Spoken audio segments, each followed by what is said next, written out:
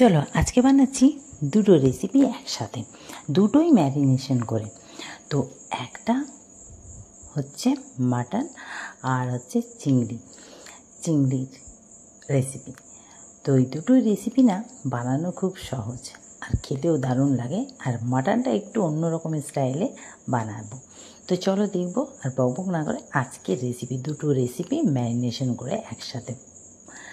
তো এরকম রেসিপি পেতে হলে আমার পেজটাকে ফলো করো, ইউটিউবটাকে সাবস্ক্রাইব করো, ভালো লাগলে লাইক শেয়ার কমেন্ট করতে ভুলো না।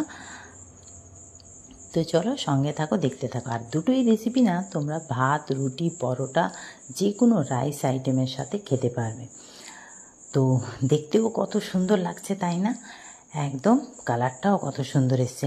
আর সবথেকে বড় কথা হচ্ছে মাংসতে হেভি মশলা দেওয়া আছে, কিন্তু চিংড়িতে কিন্তু কোনো রকম মশলা নেই, শুধু হলুদ আর লঙ্কার গুঁড়ো। আজকে দু রকমের রেসিপি একসাথে শেয়ার করবো, মাটন আর চিংড়ি।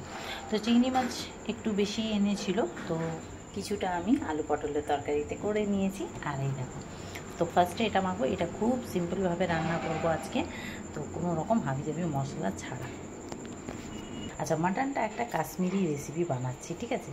একটু মৌরি থেতলা করে দিয়ে দিচ্ছি হলুদ, এতেও দিয়ে দিচ্ছি হলুদ। আচ্ছা, এতে দিয়ে দেবো জিরের গুঁড়ো, ধনের গুঁড়ো, এগুলো দিয়ে দেবো লঙ্কার গুঁড়ো, একটু কাশ্মীরি লঙ্কার গুঁড়ো। এতে কিন্তু হলুদ, দই আর কাশ্মীরি লঙ্কার গুঁড়ো, ঠিক আছে?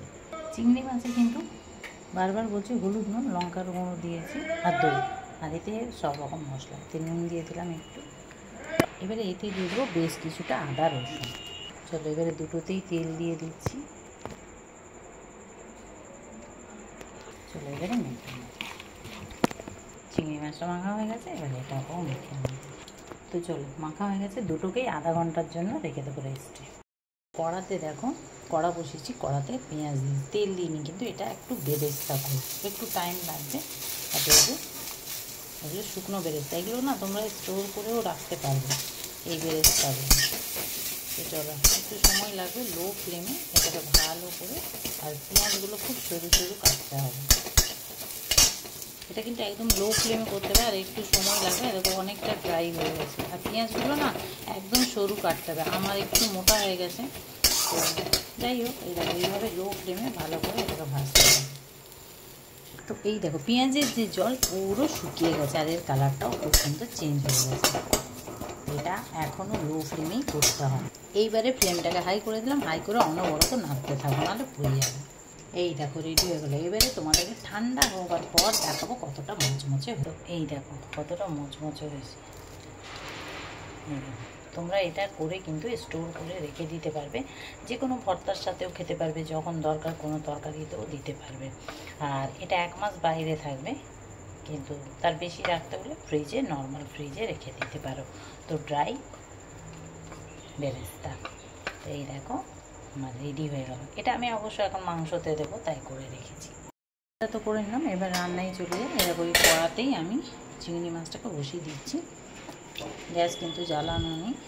তো এবারে এতে একটু জল দিয়ে দেবো, দিয়ে ফার্স্টে চিংড়ি মাছটাকে বসিয়ে দেবো। গ্যাসটাকে অন করে দিলাম।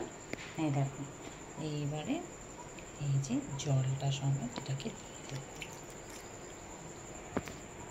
এটা ফুটছে, এইবারে গ্যাসের ফ্লেমটাকে লো করে দেবো, দিয়ে এটাকে ঢেকে রান্না হতে দেবো। এবারে চলো এদিকে মাংসটা বসাই। তো ফার্স্টে দিয়ে দিচ্ছি কুকারে তেল অল্প একটু। চলো পেঁয়াজের মধ্যে দিয়ে দিলাম এলাচ, দারচিনি, ফোড়নটা যেই হয়ে যাবে অমনি দিয়ে দেবো। চলো এইবারে দিয়ে দিচ্ছি একটা বড় এলাচ আর লবঙ্গ, জিরে। ফোড়নটা হয়ে গেলে দিয়ে দেবো তেজপাতা, পেঁয়াজ। চলো পেঁয়াজটা এবারে লাল করে একটু ভেজে নেব। চলো এর চেয়ে বেশি লাল এটাকে করবো না, হালকাই ভেজেছি আমি, বেশি লাল করবো না। এবারে ম্যারিনেট করা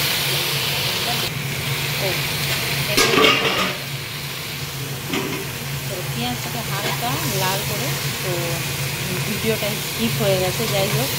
তো হালকা পেঁয়াজটাকে লাল করে, বেশি লাল করিনি, আর মাটনটাকে দিয়ে দিলাম, ম্যারিনেট করে রাখা মাটনটা। আর ওদিকে এটাকে 10 মিনিট আমি ঢেকে রেখেছি লো ফ্লেমে। তো ব্যাস এটা এবারে ঢেকে দেবো। চলো এবারে এটাকে কুকারটা লিড লাগিয়ে এইভাবে ঢেকে রাখবো হাই ফ্লেমে 5 মিনিট। জল বেরোবে, তো হাই ফ্লেমে এটাকে রেখে দেবো। এদিকে এটা 10 মিনিট হচ্ছে হোক। চলো এটা 10 মিনিট হয়ে গেছে। দেখো কত সুন্দর হয়েছে। এবার দুটো কাঁচা লঙ্কা দিয়ে এটাকে একটু আরও নাড়িয়ে নেব। নাড়িয়ে এবারে এটাকে ঢাকা দিয়ে দেবো। কাঁচা লঙ্কাগুলো, এই কাঁচা লঙ্কার ফ্লেভারটাও খুব সুন্দর বেরিয়ে যাবে এর মধ্যে, আর সিদ্ধ হয়ে যাবে।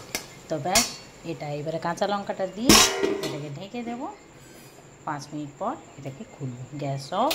এবারে এইটাকে দেখি জল, তো দেখো এরও একটা জল বেরিয়েছে। এইবারে গ্যাসের ফ্লেমটাকে লো করে দেবো। লো করে এই দেখো আমার সেই স্টাইল আর কি, আলুটাকে এইভাবে বসানো। আলুটাও একটু কাঁচা গন্ধটাও জল দেবে, জলটাও গরম হবে। তো এইবারে লো ফ্লেমে এটাকে এইভাবে রাখবো। এভাবে রেখে 5 মিনিট, এইভাবে 5 থেকে 7 মিনিট লো ফ্লেমে এটা এইভাবে থাকবে। আর এটা তো হয়ে গেছে। চলো, বাও, সুন্দর একটা গন্ধ বেরিয়েছে। তো চলো এটাকে আমি এবারে নামিয়ে দিই, আর মাংসটা এবারে চেক করব। ওই যে এবারে এটাকে ভালো করে কষাতে হবে, তেল ছাড়া হবে। তো এই দেখো তেল ছাড়া এসছে। এবারে দিয়ে দেবো কেটে রাখা টমেটো। টমেটোটা দিয়ে এবারে টমেটোটা সফট হওয়া অবধি অপেক্ষা করবো, তারপরে আলুটা দিয়ে কষাবো। তো এই দেখো টমেটোগুলো সফট হয়ে গেছে। এইবারে এই আলুগুলো দিয়ে, আলুগুলোকে দিয়ে এবারে আরও এটাকে 5 মিনিট ভালো করে কষিয়ে নিই। এই দেখো কষিয়ে নিলাম। এইবারে দিয়ে দেবো কাঁচা লঙ্কা, আর যে জলটা গরম হয়েছিল সেই জলটা এইবারে যেটা দেব। আর কিন্তু কোনো রকম এতে আমি গরম মশলার গুঁড়ো এখন ব্যবহার আর করব না। যেন মুড়ির একটা আলাদা ফ্লেভার আছে খুব সুন্দর, সেই ফ্লেভারটাই বেরোবে। আর গরম মশলা ফোড়ন আমি দিয়েছিলাম। তোমরা হয়তো ভাবছো রান্না হয়ে গেল, বেরেস্তাটা কী করলাম, তাই না? এই দেখো এইবারে দিয়ে দেবো ওপর থেকে বেরেস্তাটা। চলো এইবারে ঢাকাটা লাগিয়ে দেব, আর একটা সিটি দিয়ে নেব। একটা সিটিতেই সিদ্ধ হয়ে যাবে। মাংসটা যেভাবে কষানো হয়েছে, মানে অনেকক্ষণ ধরে, ওতে হাফ সিদ্ধ হয়ে গেছে। তো চলো একটা সিটি দিয়ে নিই। দুটো সিটি হয়ে গেছে, গ্যাস অফ।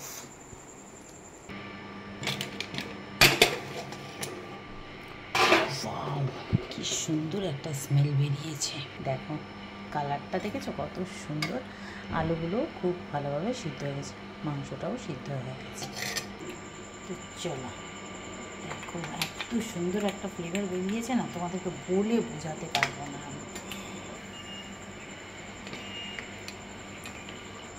তো আজকের এই রেসিপি দুটো তোমাদের কেমন লাগলো অবশ্য জানিও। তো চলো আজকের এই দুটো রেসিপি তোমাদের কেমন লাগলো অবশ্য কমেন্ট করে জানাবে। দুটোই কিন্তু মেখে বসানো। তো আশা করছি রেসিপি দুটো ভালো লেগেছে। একবার হলেও এইভাবে ট্রাই করে দেখো, ভালো লাগবে। তো রেসিপিগুলো ভালো লাগলে লাইক, শেয়ার, কমেন্ট, পেজটাকে ফলো, ইউটিউবটাকে সাবস্ক্রাইব করতে একদমই ভুলবে না। আর এই রেসিপিগুলো ভাত, রুটি, পরোটা যা দিয়েও তোমরা খেতে পারো। এটা তো যে কোনো রাইস দিয়ে ভালো লাগবে, এটাও যে কোনো রাইস দিয়ে ভালো লাগবে, রুটি দিয়ে। তো এমনই দুটো রেসিপি যে রুটি ভাত সবের সাথে খেতে পারবে। তো চলো আজকের জন্য এই পর্যন্ত, আবার আসছি খুব তাড়াতাড়ি নেক্সট ভিডিও নিয়ে। সবাই ভালো থেকো, সুস্থ থেকো। কেমন হয়েছে অবশ্যই জানিও, নিজেরা একবার হলেও ট্রাই করো। আর মাংসটা খুব ভালোভাবে সিদ্ধ হয়েছে দেখো। তো চলো আজকের জন্য এই পর্যন্ত।